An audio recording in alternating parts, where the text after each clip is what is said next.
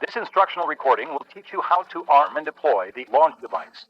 iHeartRadio presents The Control Group, Civil Defense. Switch the indicator dial to the arm position. The Control Group, Civil Defense. Available now on the iHeartRadio app, Apple Podcasts, or wherever you find your favorite shows. May God guide your hand in the decision you are about to make. Forgotten is a production of iHeartMedia and Unusual Productions. Before we start, this podcast contains accounts which some listeners will find disturbing, but without them, the story can't be fully understood. Please take care while listening. Previously on Forgotten. I said, it's just that we're bringing a lot. 6 daughters. I mean, this case tells me how organized it is because she was abducted. She was kept in a place. Someone was guarding her. The important thing about these computer schools is that the young ladies were putting their personal data into the questionnaires and their pictures were taken. It became very easy for someone at another end, whoever this information was being forwarded to let this operate as a catalog, a catalog of potential victims. When FBI Special Agent in charge of El Paso, Hardrick Crawford, arrived at the border and took note of the women's murders in Juárez, his first thought was that a lone serial killer was at work there, perhaps even an American. But then this connection emerged between Lilia Alejandra Andrade and multiple other victims to the Echo Computer School. And it started to seem like whoever was killing the women wasn't acting alone. This sent Diana Washington Valdez on a mission to find out as much as she could about Echo. Learned 2 things about the schools. They were used to get background on potential victims because you fill out a questionnaire, your name, where you live, your age, the neighborhood, whether you're a student or you work in a business somewhere. And it was like impossible to find out who really owned these schools. In fact, it was the FBI who had gathered the initial tip-off about the computer schools through their informant network in Juárez. And according to the intelligence, the computer schools were just the tip of the iceberg. There were other businesses in Juárez where the women were held after they'd been abducted. But because these crimes were happening in another country, the Bureau couldn't take any direct action. And so the FBI sent that information over to the Chihuahua authorities who had the primary jurisdiction over these crimes. That information seemed extremely promising. The kind of intelligence that could lead to arrests, to justice, and to the end of almost a decade of killings. Now, the Mexican authorities did go into the computer schools and took out a bunch of documents and software and that sort of thing. And they see, we're looking at this as possible evidence. So where did that investigation lead? In this episode, we'll find out, and we'll visit downtown Juárez, the place where many of the young women were last seen alive. I'm Oz Voloshin. And I'm Mónica Ortiz Uribe. This is Forgotten. The Women of Juárez. Voy a crear un canto para poder existir, para mover la tierra, los hombres y sobrevivir. Yo no nací sin causa, yo no nací sin fe. Mi corazón pega fuerte para gritar a los que no sienten así perseguir a la felicidad. Diana Washington Valdez had seen promising leads evaporate into nothing before. The physical evidence from Lilia Alejandra's autopsy, the witnesses. This time, she didn't want to take any chances. So she teamed up with a group of fellow reporters to lead a parallel investigation into the businesses named in the FBI intelligence. The Echo Computer School, where Lilia had been due to start class a few days after she was abducted, but also several other businesses. We did what we call a media raid, for lack of a better term. Several reporters and I went to the places that were identified. These are focos rojos, we call them in Spanish, places of concern. So we went from place to place asking, can we interview the owners here? And this has been alleged that girls are being screened here, girls are being grabbed here. With the cameras rolling, the business owners played along with Diana's questions. The Echo Computer School categorically denied involvement in the murders. But after Diana had gone, it was made clear to her that she should never come back. How was that message that your media attention was unwelcome conveyed to you as reporters? We were threatened with arrests. There were arrest warrants issued for 3 of us. And this came from the police, or? Yes, Chihuahua police. And it was because the owners complained about the accused of trespassing. But no, we would ask for permission. It seemed clear that the Juárez authorities didn't welcome Diana's assistance in their investigation. And what was striking was that the businesses named by the informants were not in some far-flung reach of the city. They were right in the heart of Juárez's downtown, a place that young women like Lilia Alejandra and Sagrario Gonzalez passed through often. You're 16, 17-year-old.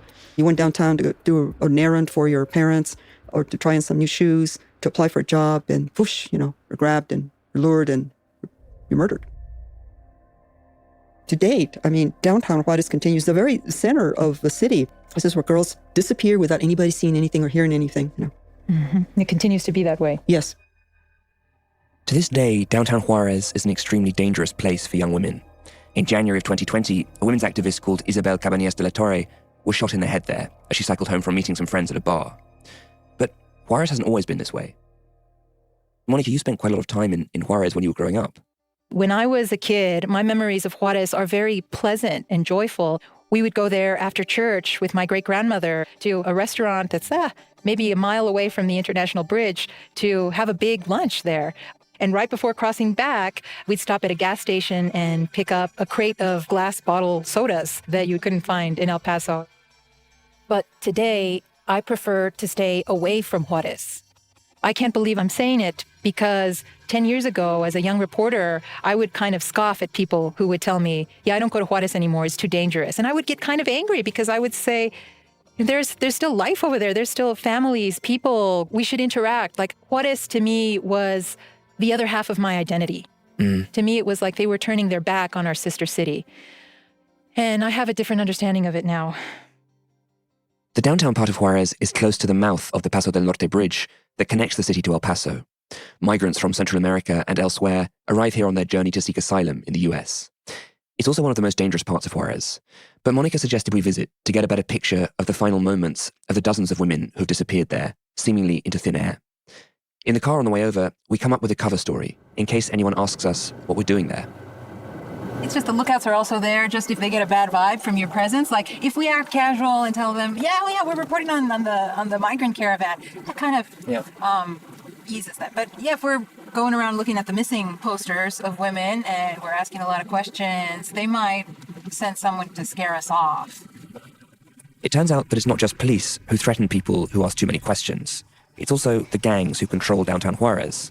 Their business interests range from human trafficking to drug dealing to murder.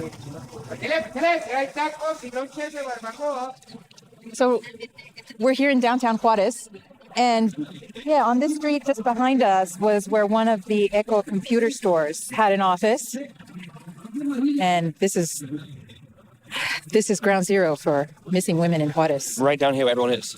Yes. You think there's a lot of witnesses around, but also there's just so much activity going on that, if someone gets into somebody's car, even if it's by force, correct. Imagine coming here as a young woman from somewhere else in Mexico arriving. It's such a maze. If we weren't with you, we'd be completely lost. That's a good way to describe it. Downtown Juárez is like a maze.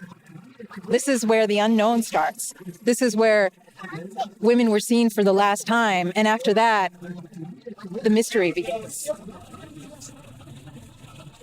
We're on a street called Mina that's like the central artery for most bus routes traveling east and west across the city. This is the spot where Sagrario González likely made her final transfer 20 years ago. The sidewalks are a blur of shoppers and vendors selling cheap jewelry and pirated DVDs. The smell of engine exhaust mixes with food being cooked on open grills. And it's loud. There's music coming seemingly from everywhere. But there's also something else more sinister, just beneath the surface. There's a brothel here. Oh, yeah. It says it's a Tangas nightclub, which is Thongs nightclub. And I think there's a hotel on the upper floor, and the nightclub is on the lower floor. And it's on the block right next to the fabric store where one of the young women was last seen. Many cities have red light districts. Amsterdam, Tokyo, London. But what's striking about Juárez is that there's no separation between places that sell sex and the transportation hub and shops selling everyday necessities. We were just seeing on that lamppost. So it doesn't take long before we come across these missing posters. The flyer for a missing woman. She looked maybe between 14 and 16 years old.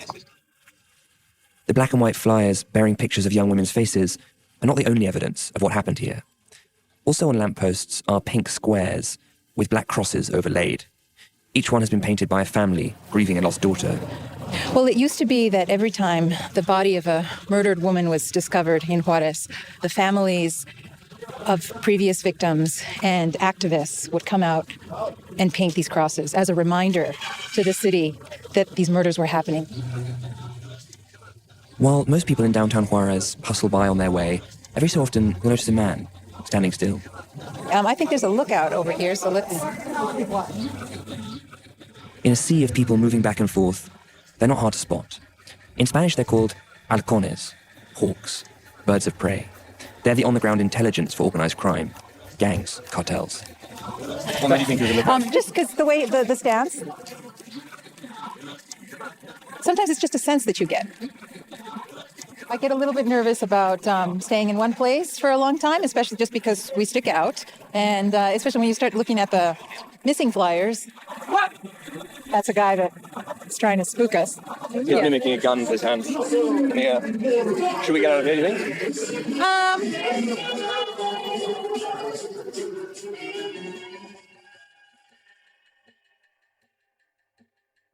We did get out of there. But young women like Sagrario Gonzalez didn't have that choice. They had to pass through every day. And it's devastating to think that that daily commute could make them so vulnerable. It's also easy to see why they might stop to sign up for a computer class that promised the kind of skills that might help them leave this place behind. And in turn, how that aspiration could lead directly to them being spotted, selected, tracked, and ultimately killed. But I was also curious about what it was like to be a journalist in this environment, where you had to have a cover story and bring discreet equipment just to ask questions about missing young women, whose fate was obvious from the posters and the hand-painted crosses adorning almost every other lamppost. When we come back, we go to meet a reporter who knows Juárez from the inside out, and whose colleague paid the ultimate price for asking too many questions. Get ready for a gloves-off spin on the Classic Advice Show with the Dear Chelsea podcast. Join comedian Chelsea Handler and her assistant/confidant/co-host Brandon Marlowe on the podcast that offers unvarnished, hilarious, and empowering advice to people from all walks of life. Drawing from her own experiences, Chelsea brings a fresh perspective to help listeners become the person they wish they could be. Instinctively, I would always tell everybody to just reach for their dreams and go for it and take a huge risk in life. It's a weekly dose of in-your-face, unfiltered Chelsea. Oh, I've never wanted to be a mom, but I could kill it as a divorcee dad. With insights and balance from Brandon along the way. And Brandon is like my little sidecar, aren't you? I am. I'm just here for moral support and a different perspective at times. Yeah, he's more reasonable than I am, so you might want to listen to what he says. Listen to Dear Chelsea on the iHeartRadio app, Apple Podcasts, or wherever you get your podcasts.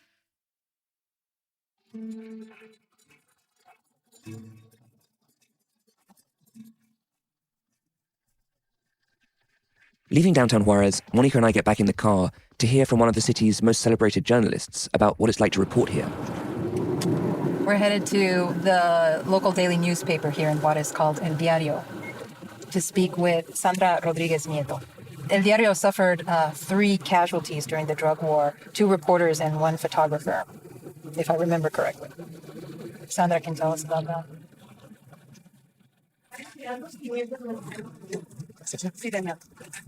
Hola, ¿qué tal? Venimos a ver a Sandra Rodríguez. ¿Tienes cita con él? Sí. ¿Cuál es su nombre? Mónica.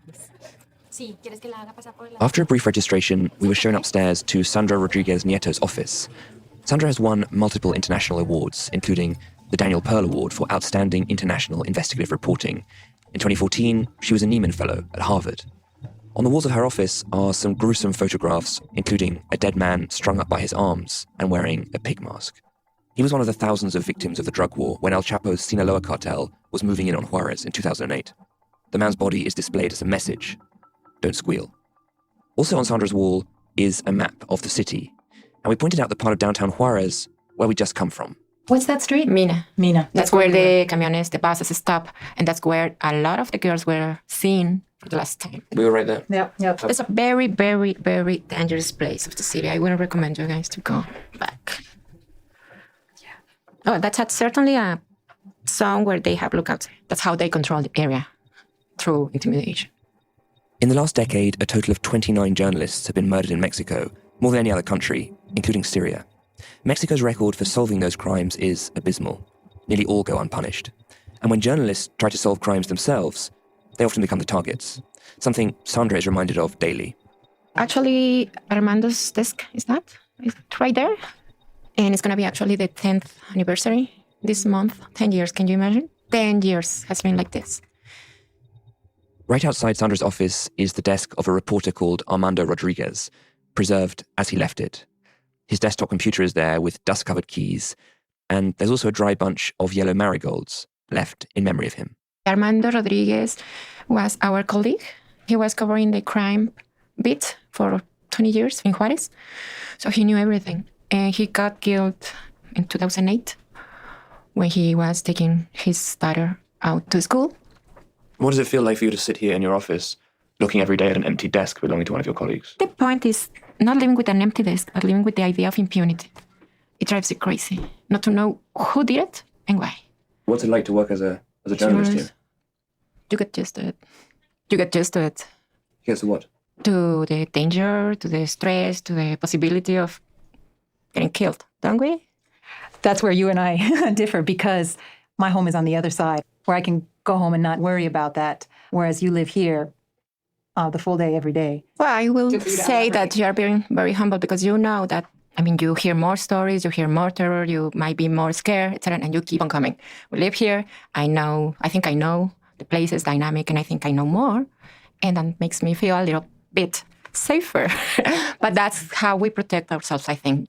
That's the story that we tell ourselves. Yeah, we tell ourselves different versions of the same story. Yeah. Sandra Rodriguez could take virtually any assignment she wanted, and yet she chooses to work here in Juárez. She chooses to walk past Armando's empty desk every day. That was something that was starting to stand out to me about this story. How, in spite of the enormous obstacles and dangers, reporters keep on pushing to get towards the truth. I remember you telling me, Monica, about your mother, who really didn't want you to come to Juárez to report. And I know you first went there to report on the drug war. How did you first get involved with reporting on the women's murders? I got an email from one of the family organizations, basically a red alert. There's a young woman who's, 16, 17 years old. She's missing. And please help us find her. We think something bad has happened to her. And so from there, I reached out to the girl's mother, Susana Monte Rodriguez, and met her at her house in Juárez and told her, take me down the route that your daughter, Lupita, would take to come home every day. This was just days after her daughter had gone missing. And she was armed with her own stack of black and white flyers announcing her daughter's disappearance. We got off of the bus. We walked through the same streets in downtown Juárez where you and I walked, handing out these leaflets, putting them up on the lampposts. And she walked me down that street, Mina. And she said, this is the street my daughter was last seen on. Mina, ¿no? Sí, esa es la Mina. Mina Street is the street you took me to, and it's not far from where Paula Flores and her family began their search for Sagrario back in 1998. Eerie is not a strong enough word for the similarities between Paula talking about the search the night after Sagrario goes missing and Susana describing her family's search. No dormimos. The switch goes off and nothing else in the world matters. Not their own safety, not the safety of their living relatives. They have a one-track mission, which is to locate and rescue their daughters. Back at her house in Lomas de Poleo, Paula Flores remembers that April day in 1998 when Sagrario failed to come home from work and the desperate search that followed. Every day I would stand there at the door, and that comforted me, seeing her getting off the bus and coming home. That day, like any other day, I was waiting for her, and I began to despair when she didn't arrive. We knew that she had worked and that she had left at the time everyone left, but no one saw anything. And I tell you, that very night, we began searching at the Red Cross, in the hospitals, on the streets, searching for her. That night, I grabbed all the photos I had of my daughter. I would pass them out at gas stations saying, I'm looking for my daughter, can you please help me find her? There were nights I would step outside and I would shout her name. I would run around the house and shout her name with all my strength. In the silence of the night, I felt she could hear me, so I would call to my daughter. Paula and her family searched and searched, but they didn't find Sagrario. And they didn't get much help from the authorities either. We filed the report, and initially they didn't accept it. They claimed she had run off with her boyfriend. What they always say, even today. No, I told them, her boyfriend is with us, helping us look for her. After so much insisting, the police finally made up a missing report, but they did nothing. They did nothing to look for her. The police did nothing. The police did ultimately open the missing persons report, but that was about as far as they went. At one point, they told Paula they couldn't search for Sagrario because they didn't have any available vehicles. And it turned out this was a common experience for families whose daughters had gone missing. So much so that a protest camp of mothers formed outside the police station. No estaban haciendo nada. No la estaban buscando. No. They weren't looking for her. They weren't doing anything. So by then, we started to get to know the people protesting at the sit-in outside the police station. We met this lady, Esther Chavez Cano. She started asking us about Sagradio's case while my daughter was still missing. She was the one who told us on that occasion that the Attorney General was right there at the station in a meeting. She said, "You want to see him?" I said, "Yes. I want to see him and tell him to look for my daughter. Implore him, beg him." She said, "We'll have to go in by force." When we come back, the outcome of that confrontation, and Esther Chavez Cano, a Juárez accountant who began to create a ledger of the missing women. A young college grad gunned down while simply walking his dog. A mom, Michelle Parker, vanishes after she drops off her little twins at the babysitter. An Indianapolis mass murder leaves 6 dead. Nancy Grace here. These are just some of the cases we're investigating on Crime Stories. It's so easy to think it will never happen to you. Never to my family, right? That's not true. It does happen, and we want to help. Every day on Crime Stories, we break down the biggest breaking crime news and try to put the clues together. We speak with family members, reporters, investigators, police, and specialists. Every day is a mission. Every day, a chance to stop crime and to keep one more person safe. Join us. Listen to Crime Stories with Nancy Grace on the iHeartRadio app, Apple Podcasts, or wherever you listen to your podcasts.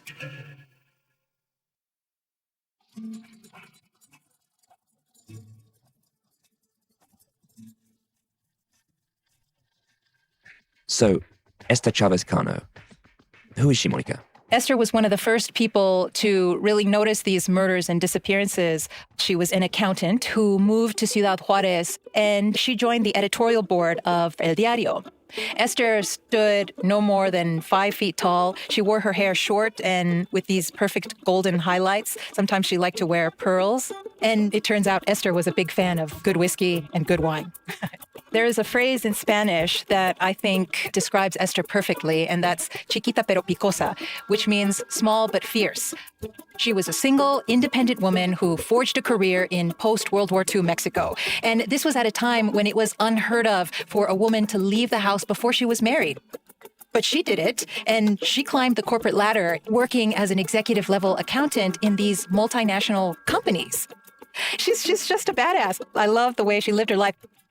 And she moves to Juárez right before her 50th birthday. And so she's reading the newspaper on a daily basis. And this is how she comes across these headlines detailing the disappearances and murders of women all across the city. She's an accountant, so record keeping comes natural to her. And so what she does is she starts clipping out these articles from the newspaper and compiling them into an archive. It's report after report narrating a variation on the same theme: where the victim was found, her age, what she was wearing, the autopsy findings. And Esther and a group of friends started visiting the families of the missing and murdered women that Esther would read about in the paper. They would call attention to these cases by staging sit-ins at the governor's office. She didn't worry about being polite or let's wait until tomorrow or cross our fingers and hope it turns out okay. No, she was a no-nonsense, no bullshit sort of person who got things done. In Esther, Paula had found her match and an important ally. Together, they forced their way into the police station, brushing off officials and members of staff who tried to stop them. And finally, they got in front of the Attorney General, Arturo Chávez Chávez. Entonces ya cuando entramos, yo lo primero que hice fue hincármele. Once we were in, the first thing I did was kneel down. I just asked him one question. I asked him if he had any daughters, and he said yes, he did. I said, then I hope you can put yourself in my shoes. My daughter is missing. I was crying and begged him to look for my daughter. I told him they were doing nothing to find her. I remember that my husband tried to lift me by the arm, telling me not to kneel. I said, no, for my daughter, I'll kneel before anybody.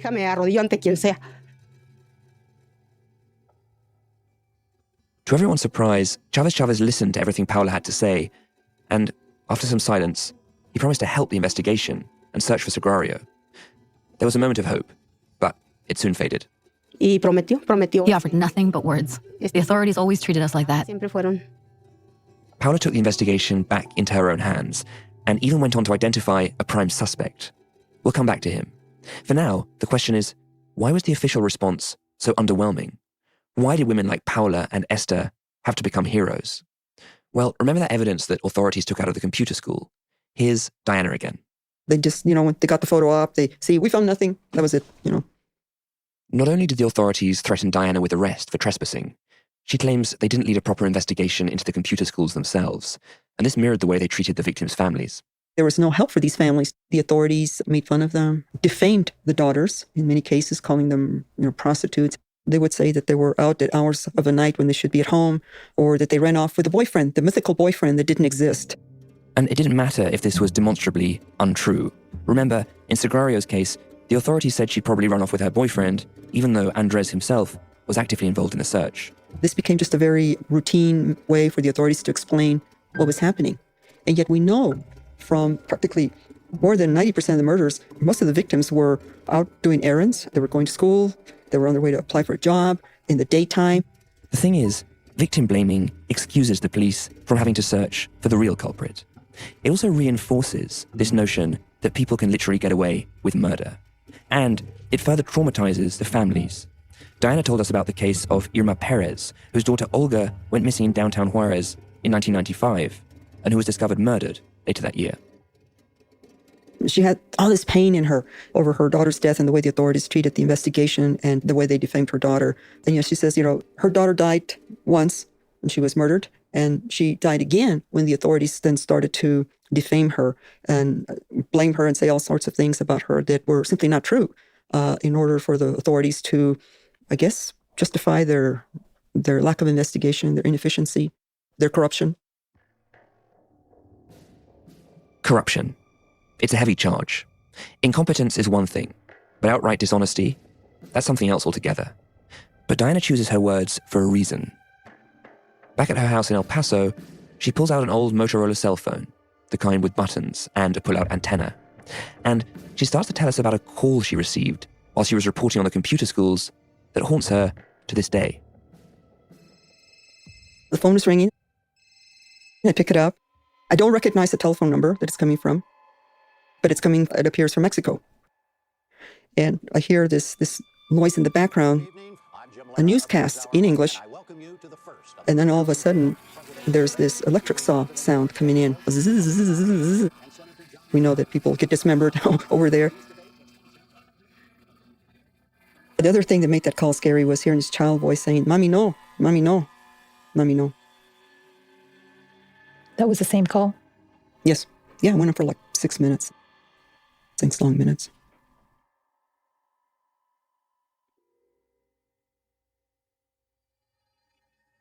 The call was bad enough, but it was the discovery of where it originated that was truly terrifying. One of my friends at a federal law enforcement agency, I won't say which one because it was done as a favor to me, they took my phone to try and see if they could trace that call, and they traced it back to Mexican military intelligence.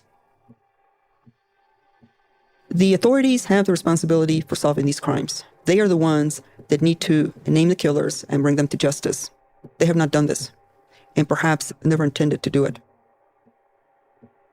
Diana had a virtuous mission. She was trying to do what the police weren't doing. She was trying to call out this wrongdoing. And for someone to come in and prevent her from doing that, how dare you? Why would someone within Mexican military intelligence place threatening calls to a US journalist trying to find out who was killing the women in Juárez and why? Were they embarrassed by the international attention? Were they trying to protect the killer? Could they be involved themselves? Well, in 2001, something happened that shocked Juárez and shocked the world, and 2 men confessed to the crimes. That's on our next episode. I'm Os Voloshin. And I'm Mónica Ortiz Uribe. See you next time. Yo no nací sin causa. Yo no nací sin fe. Mi corazón pega fuerte para gritar a los que no sienten, así perseguir a la felicidad.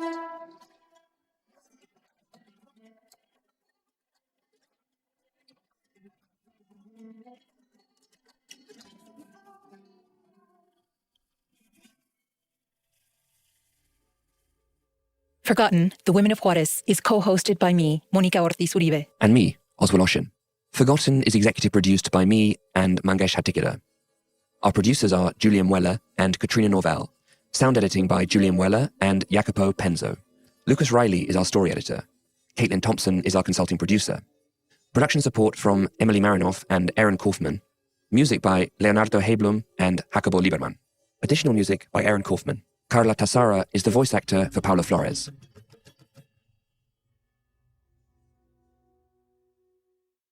Hi, I'm Jamie Lee Curtis. I am host of the new podcast, Good Friend, on iHeartRadio. On Good Friend, I am talking about friendship, sort of the good, the bad, and the ugly. I want to talk about conflict resolution, about making new friends, about keeping friendships alive through very difficult times. Good Friend premieres July 15th. Listen and subscribe on the iHeartRadio app, Apple Podcasts, or wherever you get your favorite podcasts.